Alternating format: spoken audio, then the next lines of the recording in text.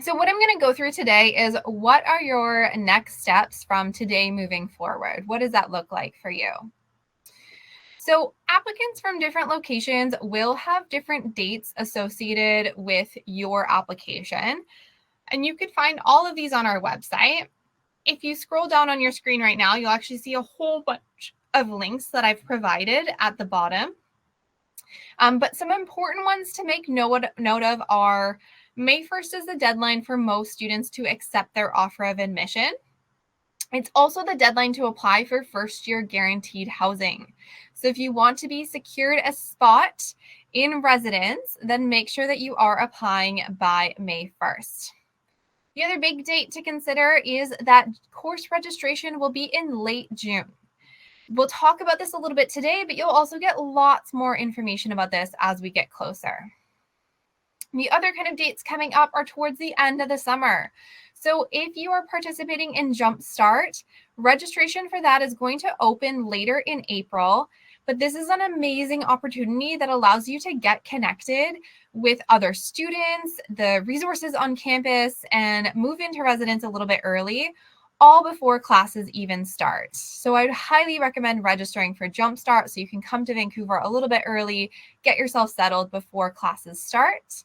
And then you'll need to show up on the first day of classes, obviously. So we'll go through a few different things today. If we have time at the end, I'll be able to answer some of your questions. Otherwise, we do have that Q&A advising at the end of the event today as well. So starting at about 6:05 in the sessions. So once you start school and coming up till then, there's lots of finances to be aware of. So we'll go through what those dates sort of look like. You can see a timeline here of what some of those dates are going to look like for you. So you can see that by the end of April, all of our scholarship announcements will be sent out. So if you're waiting on that, you will know that before May 1st. Again, May 1st is that deadline to accept your offer. You will need to pay your acceptance deposit that will be applied towards your tuition once you register. June throughout August, you can expect residence offers to go out. Your first payment is going to be to secure your residence offer. So that's something that you'll need to be paying for as well. From June onward, international students, once you've registered, you will also be paying an additional fee for your medical insurance that you need that will cover you for your first 3 months in BC. So you'll see that come up around the time of course registration. Then once you've paid those kind of initial fees, those initial deposits, you don't actually need to pay for tuition until September 4th. That's when your tuition will be due for term 1. Your tuition for term 2 will be due later on in January. After then, the next date that you would need to know about is your installment for residence, is to pay that fee for residence so that you're paying towards your housing for the year. So that's kind of a quick snippet, but what you can find out more about related to financials and how to actually fund your degree, I wanted to talk about here. So Canadian students should apply for student loans by July 25th if you are planning to apply for loans, and that can ensure that you'll receive funding for September. By applying by that date, you may also be eligible for the UBC bursary program, which aims to meet unmet financial need as determined by your student loan provider. The bursary application will open August 15th and close September 15th. And bursary is money that you don't need to repay as long as you remain in full-time studies for the year. U.S. students can can apply for student loans by June 30th as well. And then you should also fill out the U.S. loan request form. So UBC is one of the recognized institutions that you can use some U.S. loans for. So definitely would recommend you doing that. There's also UBC scholarships available for students throughout their time at UBC. You can find more information about this on UBC's website, but I would also encourage you to check out external scholarships available to both Canadians and international students. Anytime we hear of scholarships, we share it to you through our newsletter.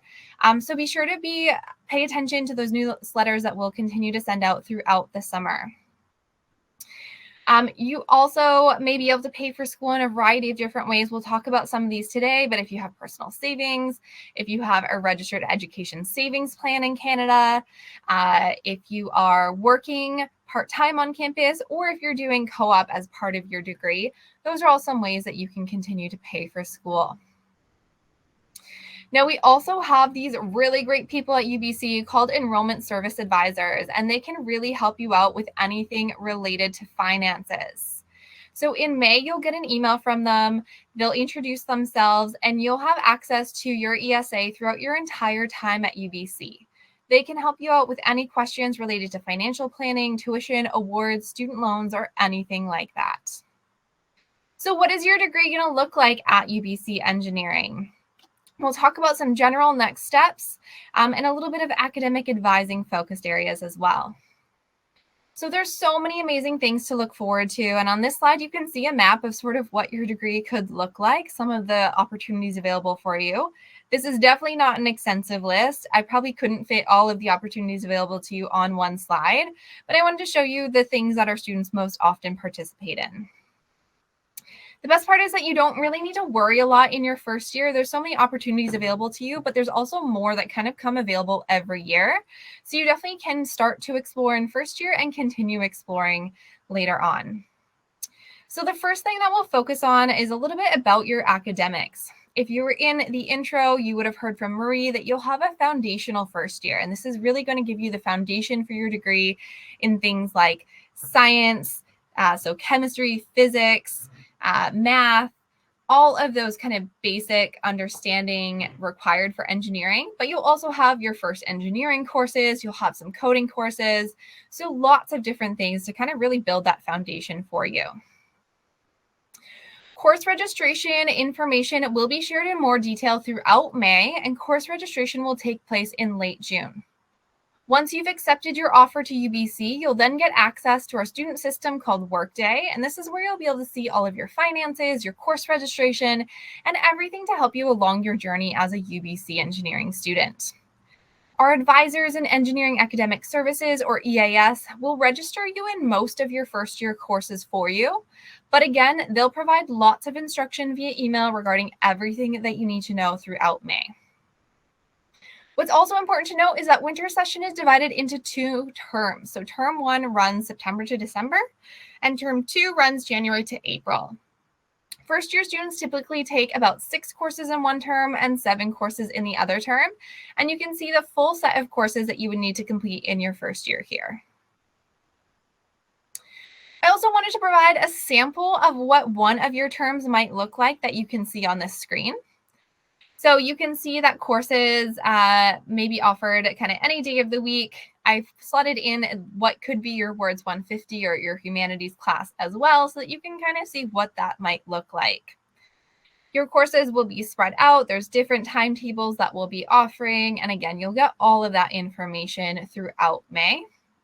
But this is kind of what you can anticipate your schedule looking like in one of your terms. For students interested in biomedical engineering, there's also a slightly different first year set of courses that you can take called the Pre-Biomedical Engineering Timetable, or the PBME timetable. Now, if you've already been admitted to UBC, you would have received an email about how to submit that supplementary form. It started going out on March 20th, and if you've been admitted since March 20th, you should have received that email within about 48 hours of receiving your offer of admission. The deadline to submit that supplementary form is April 7th, and if you submit the supplementary form by then you'll be notified if you're eligible to register in the PBME timetable before the May 1st offer accept deadline. Students admitted to UBC Engineering after April 7th can expect to receive more information within about, again, 48 hours of your offer about the timelines that you'll need to meet to submit the supplementary form. So don't worry if you haven't been admitted yet, you'll still have a chance to submit that form if you're interested in going into biomedical engineering in second year. So why would you consider the PBME timetable? Well, students completing it with satisfactory grades will be given priority consideration in biomedical engineering in year 2. But I do want to mention that if you complete the PBME timetable, you're still also able to rank any of our other 13 programs to continue on into in second year. Or if you don't complete the PBME timetable, you can still be placed into biomedical engineering in second year, but you may need to make up any missing courses. I also often get questions about what if you've taken AP, IB, or A levels? Well, you might receive first year credit for some of your UBC courses, and this means that you'll get to choose whether you want to use that credit or take that course at UBC. We highly recommend retaking your math, physics, and chemistry at UBC since it is the foundation of your engineering degree. And what you'll do, whether you're going to get credit or not, you'll still register in all of your courses in June. Once you see the credit applied to your student account, so once we've received those results from the College Board or from IBO or regarding your British Pattern Curriculum, we will assess you for any available transfer credit. Once you see that credit applied in your student account, you can then choose to drop the course from your schedule, or you can choose to remain registered in it to complete it at UBC. You have until the end of the second week of classes in each term to drop your courses, so you also can always stay registered in it, go to the first few courses, and then decide if you want to drop that course right at the start of the term to make sure that you have a solid understanding of that course, to make sure that you've already covered all the concepts in your course, and just to make sure that you're not going to be missing out on anything. Of course, if you have credit for English or a humanities course, you can definitely use that towards your first year to lighten your course load and not need to take those at UBC. So now that we've covered academics, we can focus on what else happens in first year. So you, of course, can get involved in our more than 30 engineering design teams or over 400 clubs at UBC. On Imagine Day, you'll see many of these clubs out along Main Mall, so you can start exploring right away what you might want to get involved in. You can get involved in research. Usually that first time that you'll be involved in research will be the summer after first year, but it's definitely something you can start looking into. We also offer a lot of things like free tutoring that the Engineering Undergraduate Society offers. There's other resources on campus like the Math Learning Center and the Center for Writing that you can access for resources. Engineering Academic Services offers academic advising throughout your first year. And then at the end of first year is when you would go through the second year placement process to select your program to continue on into in year 2. You'll be taught lots more about the second year placement process in your first year, but I've also included a link. So again, if you scroll down on the screen right now, you should see a whole list of links, and you can access the second year placement link there that has lots of information for students currently at the end of their first year going into second year. Moving into your upper years, you'll begin taking courses focused on your engineering program. Co-op applications will open at the beginning of year 2, and if you're accepted to the co-op program, your first work term will usually be in the summer after year 2. Co-op is an optional way to gain work experience while getting paid really well and will give students a competitive advantage when they graduate. Most of our positions are located in Canada, but there are jobs located around the world in the USA, Germany, Japan, Australia, and more. Some of the top companies that hire our co-op students include Tesla, Microsoft, Google, Amazon, Schneider Electric, and Cardium. Now, it is important to note that co-op will extend your degree by a year, but you'll be graduating with 20 months of paid work experience. In second year and above, you'll also continue taking project-based courses, and of course, design teams and clubs are still an option to join. Everything available to you in year 2 will continue to be available to you in your upper years, but there's a few additional pieces, especially in year 3. So in year 3, you can begin a minor in entrepreneurship, commerce, arts, science, or honors math. Or you can choose to go abroad through our coordinated international exchange program to one of our 17 partner institutions around the world. These are also some of the top engineering schools around the world. So it's a really cool opportunity to get to travel, take some courses, and explore. In year 4, all of those design and project courses that you completed throughout your degree will culminate in your capstone project, where you'll solve challenging real-world problems proposed by industry partners. Projects are very diverse and could include innovating existing technology or designing something entirely new. If you want to see what some of these projects are all about, you can use the link below to see our student project spotlights. Or if you're close to the Vancouver campus, you can actually check out the event happening next Thursday, April 11th from 2 to 5 p.m. It's Design and Innovation Day happening on campus, and that will have all of our capstone projects on display. On the screen right now, you can see our email, outreach@appsci.ubc.ca. And you can also see our Engineering Stories team links as well. So I encourage you to follow Engineering Stories, which talks about basically student life, student experience. We have it on YouTube, Instagram, and TikTok. And the two moderators in the panels happening for design teams and e-ideas are both part of Engineering Stories. You can check them out and hear more from them there. All right, so thank you so much. I'll see many of you back at 6:05 to talk more about any of the last questions that you have that we can answer today. So thank you so much. I'll see you all soon.